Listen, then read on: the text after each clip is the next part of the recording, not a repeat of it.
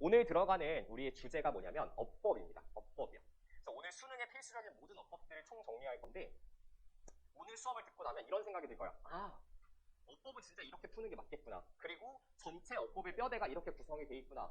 수능 어법이라고 하는 거, 평가원 어법이라고 하는 거 사실은 내가 조금만 공부하면 진짜 정복할 수 있는 산이구나. 이런 자신감을 좀 얻도록 만들어 드릴 겁니다. 그러면서 여러분들이 지금까지 초등학교, 중학교, 고등학교 1학년까지 학습을 했던 모든 어법의 범위들을 제가 한 곳으로 모아서 퍼즐처럼 다 맞춰줄 거예요. 수능의 딱 필수적인 형태로. 그게 뭐냐면 잘 봐봐.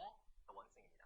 수능에 출제될 단 한 가지 원칙에만 초점을 맞춰서 모든 어법을 정리할 거야. 오직 어디에만 초점 맞춰서 수능에만 초점을 맞춰서 정리를 할 겁니다. 그러니까 여러분들이 지금까지 잡다하게 배워왔던 수많은 양의 어법 지식들 오직 수능 단 한 가지에만 초점을 맞춰서 정리를 하게 될 거야. 알겠지?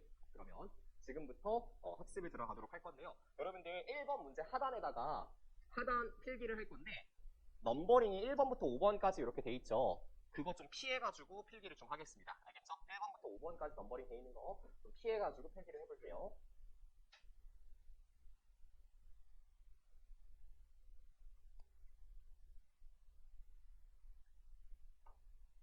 일단 우리가 현재 들어가고 있는 파트가 어디냐면 29번 문제에 출제되는 어법 문제 파트를 들어갑니다. 여러분들 수능 학습 가이드, 평가원의 학습 가이드에 보시면요. 어법 문제에 대해서 평가원이 뭐라고 서술해두냐면 이렇게 서술해놔요. 어법은 해석의 도구이다. 이렇게 서술합니다. 그러니까 단순히 그냥 어법만을 위한 어법을 배우는 건 크게 의미가 없고 반드시 어법은 무엇으로 사용이 돼야 돼? 해석을 할 수 있는 도구로서 사용이 돼야 돼. 그래서 수능 출제되는 어법 사항들을 분석해보면요. 반드시 해석에 도움이 되는 어법 사항들을 가지고 출제를 합니다. 그 주제들이 빈출되고 있어요. 그럼 그 주제들이 뭔지 한번 살펴볼게요. 첫 번째, 수능에 가장 많이 빈출되는 주제는 단연코 동사입니다. 비율 따지면 거의 50%의 문제들이 다 동사 파트에서 출제가 된다고 해도 과언이 아니야. 왜 그런 거야? 실제 문장을 해석할 때 있어서요. 문장의 가장 중심의 의미를 이루는 게 동사이기 때문에 그렇습니다. 그래서 동사가 가장 주요하게 출제가 되는 거야. 자, 두 번째 파트, 가장 많이 출제되는 두 번째 주제가 뭐냐면 관계사입니다.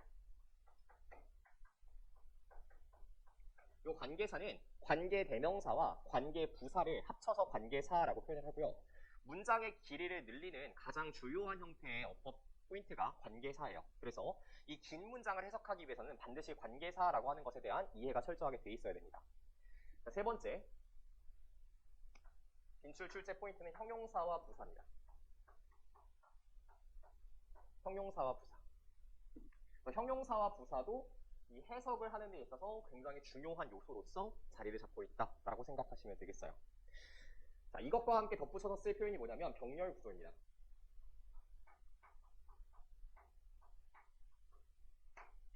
우리 1차시 수업을 진행할 때 여러분들 제가 병렬이 되는 문장의 구조들을 계속 찍어주면서 해석을 해드렸었죠.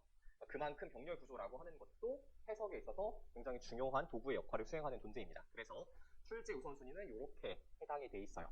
자, 그러면 제가 요 가장 중요한 동사 파트에 있어서 어떤 것들이 실제 출제가 되는지 하나하나 좀 분석을 해드릴게요. 동사 파트에 있어서. 여기로 좀 넘어오도록 하겠습니다. 그럼 동사 파트에 있어서 출제되는 요소들이 이런 게 있어. 첫 번째, 비동사에 밑줄이 쳐 있는 경우. 이게 첫 번째 케이스입니다. 여기에 이렇게 밑줄이 쳐져 있어. 동사. 이게 첫 번째. 동사에서 출제되는 이 두 번째 요소는 뭐냐면 이겁니다. 일반 동사에 밑줄이 서 있는 케이스. 이게 두 번째로 출제되는 케이스. 이제 세 번째 출제 케이스는 이겁니다. 대동사에 밑줄이 서 있는 케이스. 이게 바로 세 번째 출제 케이스. 자, 조금만 더 써볼게. 네 번째. 준동사에 밑줄이 쳐 있는 케이스가 바로 네 번째입니다. 여기까지 해서 동사 파트 출제는 전체 다 종료가 돼요. 이게 끝이야. 그러면 이런 친구들이 있을 수 있어. 선생님, 저는 준동사라는 개념이 조금 낯설고 어렵게 다가옵니다. 그래서 준동사가 뭔지 가볍게 좀 설명을 할게요. 일단 준동사라고 하면요. 종류가 크게 세 가지가 있습니다. 첫 번째 종류가 뭐가 있냐면 투부정사를 우리가 준동사라고 표현을 해요. 투동사 원형에 밑줄이 서 있으면 이건 무슨 문제다? 준동사 문제다. 이렇게 보면 되겠죠? 두 번째는요. 동명사의 밑줄이 서 있는 케이스. 이게 바로 두 번째입니다. 동사 ing 이렇게 밑줄 서 있으면 이건 동사 문제다.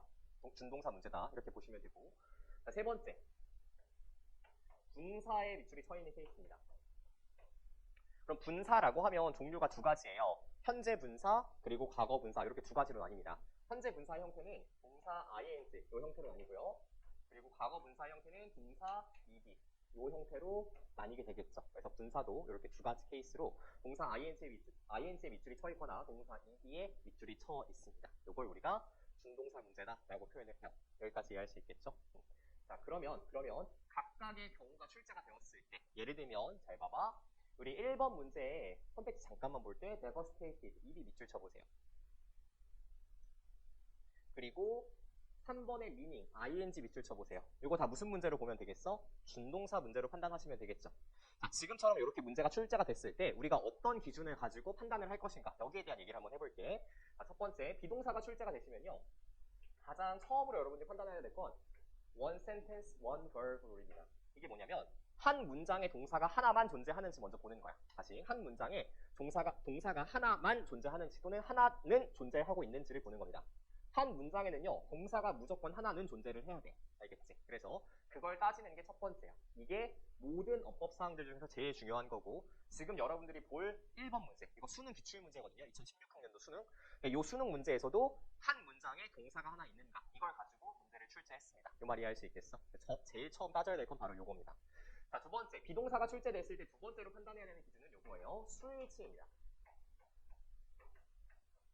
수가 일치되고 있는가? 즉 주어와 동사의 수가 일치되는가? 주어가 단수면 동사도 단수동사, 주어가 복수면 동사도 복수동사. 이게 일치하고 있는가를 따지는 게 세 번째 판단 기준. 두 번째 판단 기준. 세 번째 판단 기준은 대동사의 여부를 판단하는 겁니다. 여러분 비동사는요. 대동사로서 사용이 될 수가 있어요. 그러니까 해당 밑줄 친 비동사가 혹시 대동사는 아닐까? 여기까지 판단을 해주시면 되겠습니다. 알겠죠? 이 세 가지 판단 기준을 기억하시면 돼요. 자, 두 번째, 이제 일반 동사가 출제가 됐어. 뭐 has, have 이런 것들이 밑줄 쳐서 출제가 됐습니다. 지금처럼 어떤 거? 여기 5번. 보이죠? 이렇게 일반 동사가 출제가 됐어. 어떤 기준을 가지고 판단을 할 것인가? 여기에 대한 얘기를 할게. 자, 첫 번째, 동일하게 모든 동사는요. 여기서부터 시작합니다. one sentence, one verb. 한 문장에 친구야, 동사 있니? 동사 있는 거 맞아? 또는 두 개 있는 건 아니야? 이런 것들 판단해 보는 겁니다. 그쵸? 자, 두 번째, 똑같이 수일치 여부를 판단해요. 그게 두 번째 판단 기준. 그 다음에 세 번째, 일반 동사는요.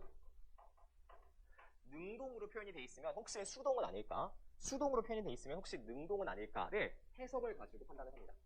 뭘 해석해요? 능수동을 가지고 해석을 진행을 합니다. 이게 바로 세 번째 판단 기준이에요. 이해할 수 있겠죠? 여러분들 이 판단 기준을 이해하면서 들어가셔야 돼요. 이해하면서 들어가야 암기도 수월하게 할 수가 있습니다. 이해됐죠? 자, 세 번째 대동사는요. 제가 요거는 몇 번 문제냐면 여기 넘버링을 좀 해놓을게요. 여러분들 5번 문제를 가지고 대동사 전체를 좀 정리를 하도록 할 겁니다. 5번 문제를 가지고 대동사 전체를 좀 정리를 해주도록 할 거예요. 지금 프린트물 제가 드렸던 거 있잖아요. 여러분 들어오시면서 대부 받으셨던 그 프린트물이 5번 문제를 위한 대동사 총정리 프린트물입니다. 출력물이에요. 자, 그 다음에 이제 준동사죠. 준동사.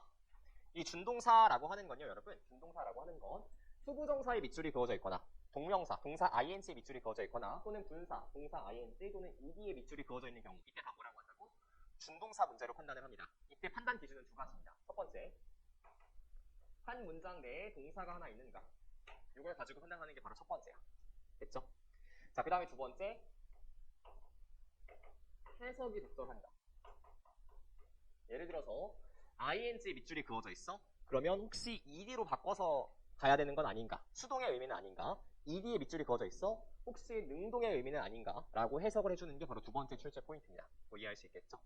여기까지 해석의 기준을 작성해 놓으시면 될 것 같아요. 오케이?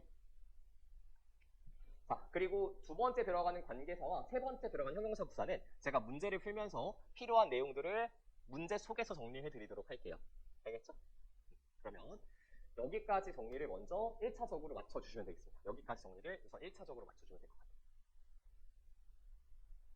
자, 그러면 이제부터 제가 조금 더 심화적인 얘기를 할 거거든요. 여러분들이 알고 있는 지식일 텐데 조금 더 추가해서 정리하는 내용입니다. 뭐에 대한 얘기를 할 거냐면 분사에 대한 얘기를 할 거예요.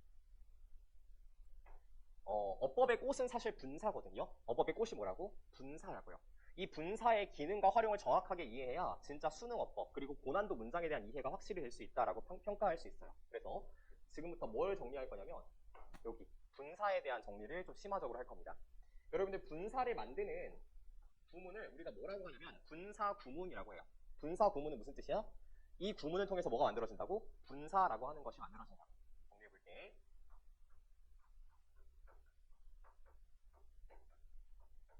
분사를 만드는 구문입니다. 그걸 분사 구문이라고 해요. 여러분 다 알고 있는 거 제가 다시 한번 총체적으로 정리하는 겁니다. 수능의 스타일에 맞게. 자, 분사 구문은요. 크게 두 가지 케이스가 있는데요. 분사 구문의 첫 번째 케이스가 뭐냐면 접속사를 생략하는 케이스입니다.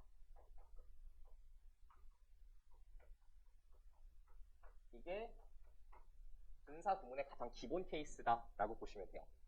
근데 두 번째 케이스로 뭐가 있냐면 혹시 제가 여기다 필기하면 맨 뒤에 있는 친구 보여? 과연이 보여? 응, 여기 보여. 여기다 제가 필기를 할게요. 두 번째 케이스가 뭐가 있냐면 주격 관계 대명사를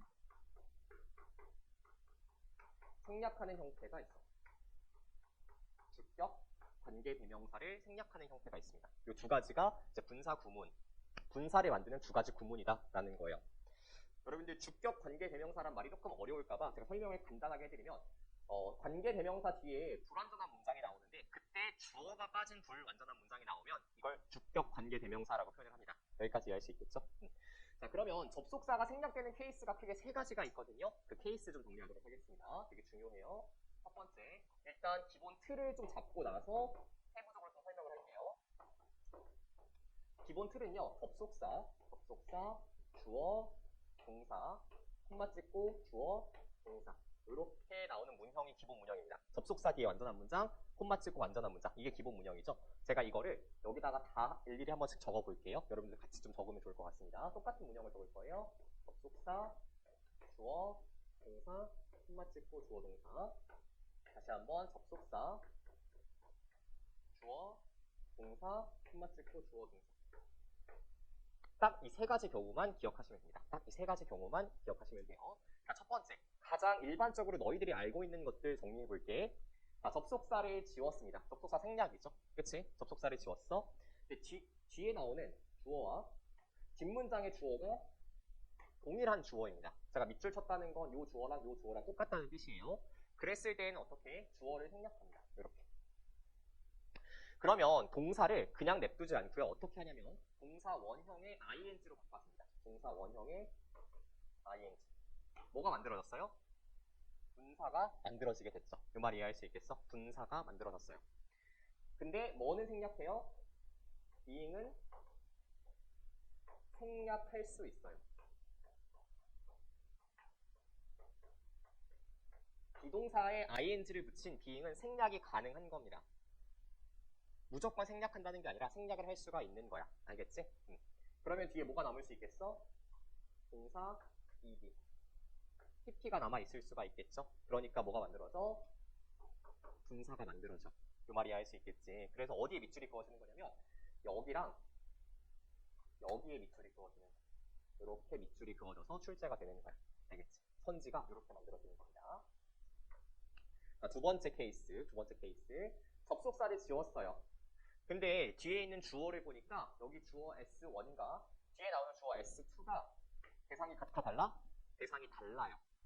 그랬을 때 주어를 뭐 하지 않아요? 생략시키지 않습니다. 그 남겨놓는 거죠. 그럼 누구한테만 변화를 줘? 동사에게만 변화를 줘. 동사 원형의 ing. 이거랑 똑같이 쓰기가 들어가시면 되겠습니다. 그렇게 어렵지 않죠? 자, 세 번째 케이스. 이건 조금 특별한 케이스인데요. 접속사를 생략하지 않습니다. 의미의 명확성을 위해서요. 의미를 명확하게 하기 위해서 접속사를 생략하지 않는 거야. 근데 대신에 주어가 같으니까 뭘 생략하는 거예요?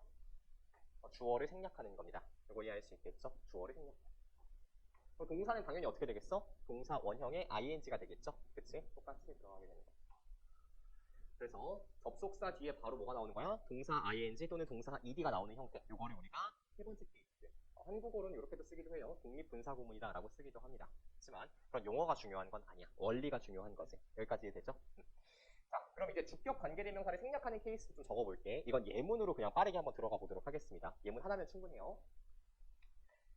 This is the man 이라고 적어볼게요. 이게 그 남자야. 어떤 남자냐면 who loves you. 누구를 사랑하는 남자야? 너를 사랑한다라고 하는 남자야. 설레지 않나요? 얘가 걔야. 널 사랑한다고 했던 애. 이렇게 얘기하는 거잖아. 얘들아, 주격 관계대명사 아까 뭐라 그랬죠? 관계대명사 뒤에 뭐가 빠진 거? 주어가 빠져서 나오는 관계대명사. 이걸 주격 관계대명사라고 표현한다고 했어. 그치? 이걸 어떻게 한다고? 생략하겠다고요. 누구를? 얘 who를 생략하겠다고. 이 말이 할 수 있겠죠. 그러면 얘 who를 생략하면 동일해요. 지금 주어가 없으니까 뭐를 변화시켜야 되겠어? 동사를 변화시켜주는 겁니다. 그쵸? 동사 원형이 어떻게? ing. 동사 원형은 love죠. 거기다 ing를 붙이니까 loving. 이렇게 바뀌게 되는 겁니다. being은 똑같이 어떻게? 생략. 이렇게 해주시면 돼요. 그게 어렵지 않죠? 다 알고 있는 거 제가 다시 한번 수능에 맞춰서 정리를 한번 해보는 겁니다. 이해할 수 있겠어? 자, 그러면 우리 어느 정도 정리가 됐을 거라고 생각하고 지금부터 시간은 제가 1분 30초를 드리겠습니다. 여러분 첫 번째 문제 한번 들어가서 여러분들이 지금 배운 판단 기준에 따라서 하나하나 꼼꼼하게 한번 풀어보려고 노력해보세요. 지금부터 1분 30초를 드리겠습니다. 시작할게요. 참고로 문제가 상당히 어려운 문제입니다.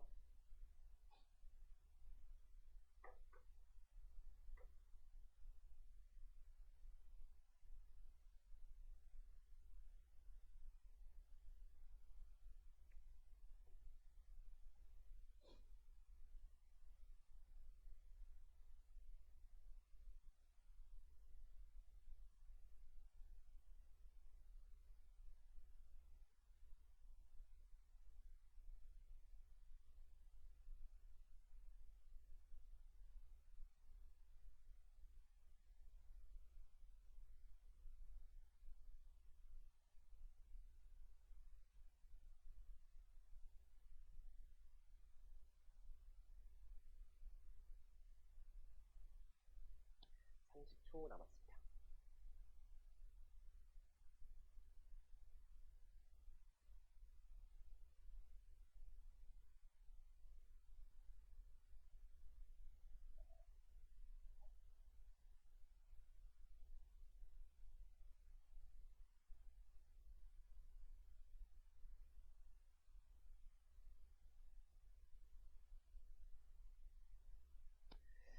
자, 그러면 우리 앞에 한번 볼게요, 여러분. 이거 문제가 출제됐을 때 오답률이 거의 50%에 가까이 됐었던 굉장히 어려운 문제거든요. 근데 여러분들이 이걸 잘 풀어냈다는 거 진짜 대단한 겁니다. 진짜 대단한 거예요. 문장의 난이도도 굉장히 높고요. 해석 자체도 되게 어려운 문제에 그 문장들이 상당히 많이 박혀 있어요. 예를 들면 어떤 문장들이 해석이 좀 어렵냐면요. 제가 일단 별표 한번 쳐드릴게요. 2번 선지가 들어간 문장의 해석이 조금 까다롭습니다. 이 문장을 해석하는 게 되게 좀 까다롭게 느껴질 수가 있어요. 두 번째, 여기 3번 선지가 들어간 문장을 해석하는 게 또 까다롭게 느껴질 수가 있습니다. 이것들의 해석 처리를 잘 할 수가 있어야 돼. 이 문장에 대한 해석이 되게 중요했어요. 자, 그 다음에 실제 제가 해설 들어가기 전에요. 구조적으로 중요한 것들, 그리고 중요한 단어들 좀 잡아주고 들어가도록 할게요. 여러분 1번 선지에 not just 동그라미 치시고요. 그 다음에 but에다가 동그라미 한번 쳐볼게요. not just A, but B죠. 이거 우리 지난 시간에 학습했던 거는 다시 한번 복습해볼까? not just는 무슨 뜻을 갖고 있다고 친구야? not just? not only라고요. 훌륭하시네요. not only의 뜻이죠. 이거는 뿐만 아니라의 뜻입니다. 이거 좀 정리하고 넘어갈게요. 그리고 여러분들 5번 선지에 보시면요. 5번 문장에 보시면요. 아쿠아컬처라고 하는 단어가 있어요. 아쿠아컬처라는 단어가 있는데 요게 뭐 수선 문화인가? 물에 관련된 문화인가? 아바타인가? 아바타의 물의 길인가? 뭐 이런 생각이 다양한 생각이 들 수가 있어. 근데 컬처에다가 밑줄 쳐볼래요, 여러분? 컬처? 컬처란 단어는요. 정말 신기하게도요. 배양 또는 양식이라는 뜻이 있습니다. 컬처라는 단어는요. 배양 또는 양식이라는 뜻이 있어요. 더 기출됐던 표현 중에 뭐가 있냐면 cell culture이라는 단어가 있습니다. cell, 세포란 뜻이죠. cell culture이라는 단어는 세포 배양이라는 뜻입니다. 세포 배양이라는 뜻이에요. 그러니까 아쿠아 컬처이라는 단어는요. 수산 양식업을 뜻하게 되는 거예요. 수산 양식업. 여기까지 이해할 수 있겠죠? 자, 그러면 우리 지금부터 이 어려웠던 문제 한번 차근차근 한번 들어가 보도록 하겠습니다. 자, 일단 들어가기 전에요. 여러분들 답을 몇 번으로 했는지 제가 좀 궁금하거든요. 친구 정답 몇 번으로 했어요? 네. 3번이요. 훌륭하시네요. 정답 몇 번이에요? 3번입니다. 여기서부터 한번 시작을 해볼게요. 정답에서부터. 자, 일단 3번이 정답인데요. 3번이 지금 meaning ing 밑줄 치시고요. 출제의 포인트를 제가 하나씩 적어드리도록 할 겁니다. 출제의 포인트. 일단은 준동사 문제죠, 여러분. 이게 바로바로 이제 눈에 들어와요. 그러면 제가 이제 판단의 기준을 따로 적진 않을 건데 여러분들 잠깐 일로 한번 와볼게요. 판단의 기준이 여기 적혀있어, 안 적혀있어? 적혀있죠. 그치? 요거 같이 끌고 오면서 보시면 좋을 것 같습니다. 그럼 필기 다 하셨으니까 제가 따로 여기다가 판단 기준까지 적진 않을게요. 출제 포인트만 작성하면 좀 가겠습니다. 자, 첫 번째 뭐부터 판단해라? 한 문장에 동사가 하나 있는지 없는지부터 판단해라. 이게 가장 기본이죠. 그러면 그거 한번 가볼게. 한 문장 내에 동사가 하나 있는지 없는지 한번 가봅시다. 자, furthermore, 게다가요. 게다가 a general lack of knowledge. 전반적인 지식의 부족입니다. 일반적인 지식의 부족, 그리고 insufficient care, 불충분한 관심이에요. 자, 그 다음에 나왔던 문장을 잘 처리하는 게 중요해. being taken이라고 써있죠. 그러면 이거는 뭐야?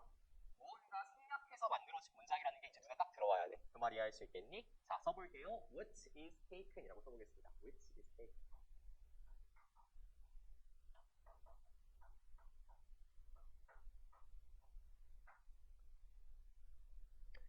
그러면 어떠한 관심이냐면 취해졌던 관심이 부족했던 거야. 뭐 했을 때? 물고기 fish pad 하면 물고기 양식장이거든요. 어장이 처음에 건설되었을 때 일반적으로 지식도 부족했고요. 취해졌던 관심도 부족했던 거야. 어디까지가 주어니? 여기까지가 주어져. 이 말이 할 수 있겠어? 자, meaning 뒤에 that이 나와 있죠. 근데 써보세요, 여러분. that 플러스 완전한 문장이라고 써보세요. that 플러스 완전한 문장.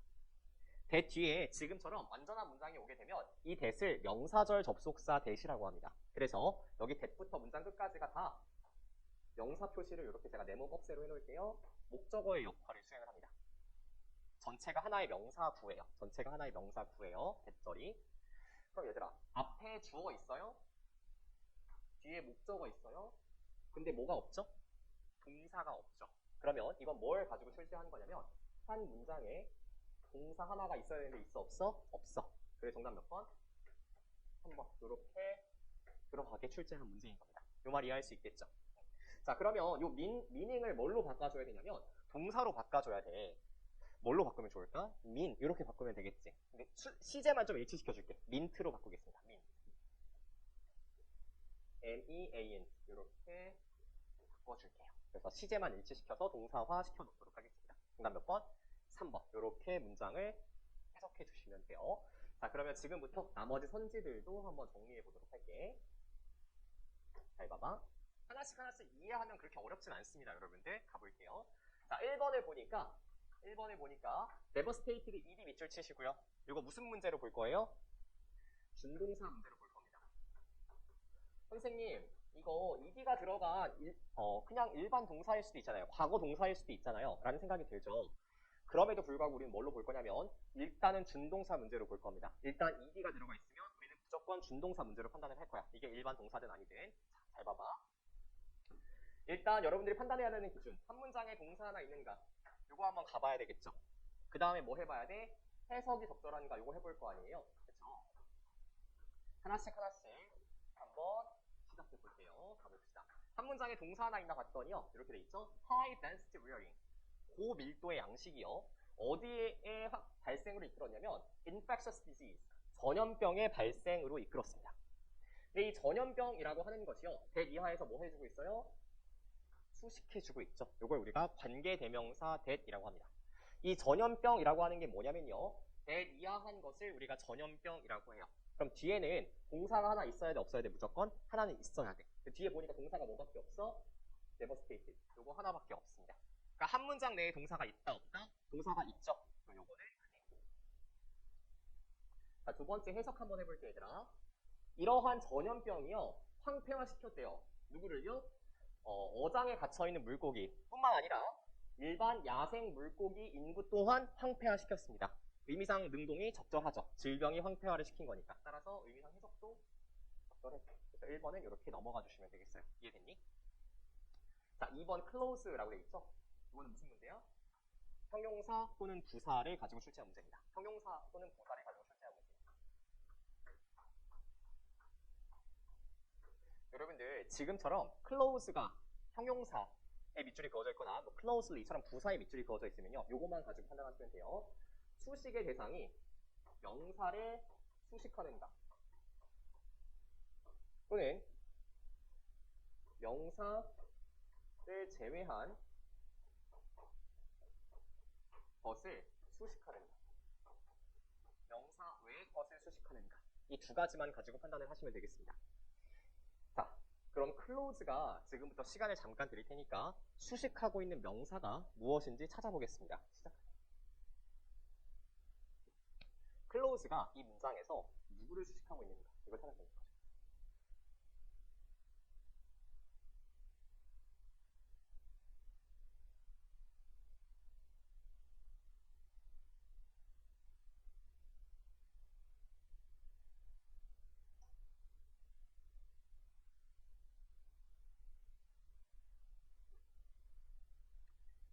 자, 앞에 볼게요. 잘 봐봐, 얘들아. 이 문장이 조금 구조가 어렵게 느껴질 수 있거든요. 하나하나 보겠습니다.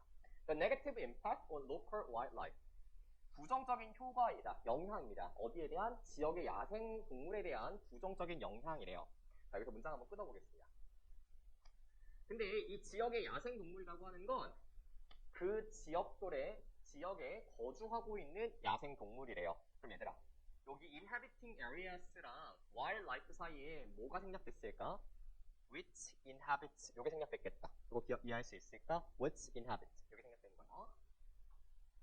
이 야생동물이 누구냐면요, 그 지역에 거주하고 있는 야생동물이니라 이렇게 문장이 들어가 있던 거죠. 됐지? 자, 근데요, 이 areas에다가 밑줄 쳐볼까? 이 지역이라고 하는 것은요,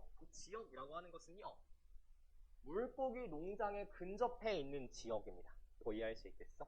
그러니까 이 clause는 사실 누굴 수식하고 있었던 거야? areas를 수식하고 있었던 겁니다. 그러면 이 areas와 clause 사이에 생략된 거는요, which are입니다. which are clause, 이거예요.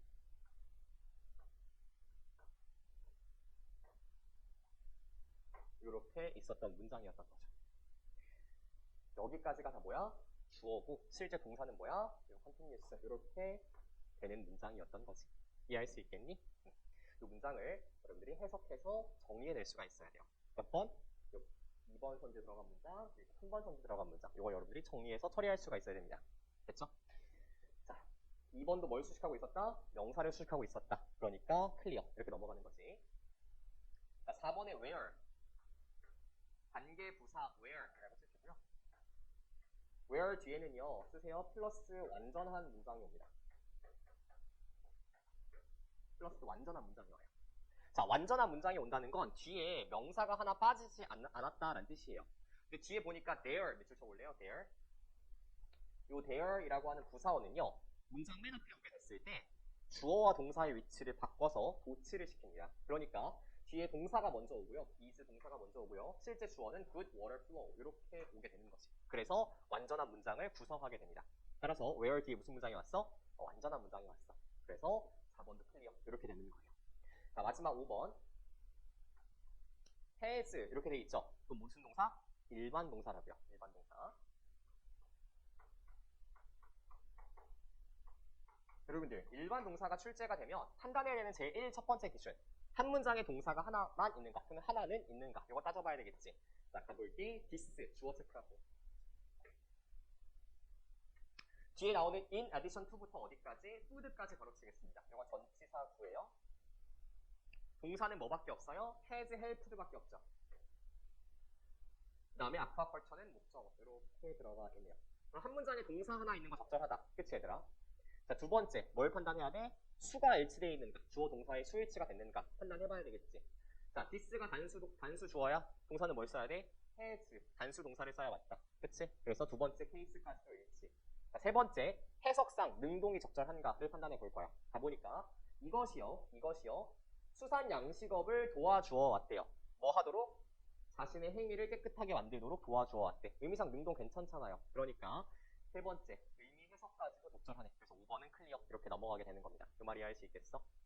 자, 그러면 여러분들 1번부터 5번까지 선지를 다 어떻게 해석한 거야? 철저하게 기준에 따라서 판단을 한 거죠. 여러분들은 이 훈련이 되어져 있어야 실제 시험장에 들어갔을 때 머릿속으로 빠르게 판단하면서 선지를 지워갈 수가 있는 겁니다. 됐죠? 자, 이렇게 여러분들이 문제를 푸는 게 가장 정확하고 빠르게 푸는 방법입니다. 나머지도 모든 문제들도 이렇게 구성이 되어져 있어요. 최종 정리할게. 잘 봐봐 얘들아. 이쪽으로 한번 와볼게.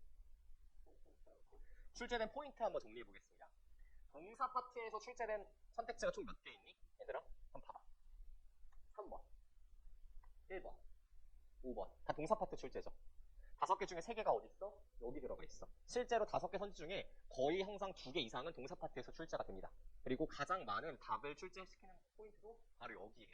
됐지? 자, 두 번째 관계사 파트 뭐 나왔어? 이거 관계 부사 출제됐잖아. 4번에 맞죠? 자, 마지막 형용사 부사 또는 병렬 문화 파트 뭐 나왔죠? 2번 형용사 부사 출제됐죠. 5개 선지가 다 어디서만 나왔어? 여기에서만 나왔어. 대부분의 어법 문제는 다 여기서만 출제가 됩니다. 그러니까 우리에게 뭐가 있다? 희망이 있죠. 이것만 똑바로 하시면 돼요. 알겠어?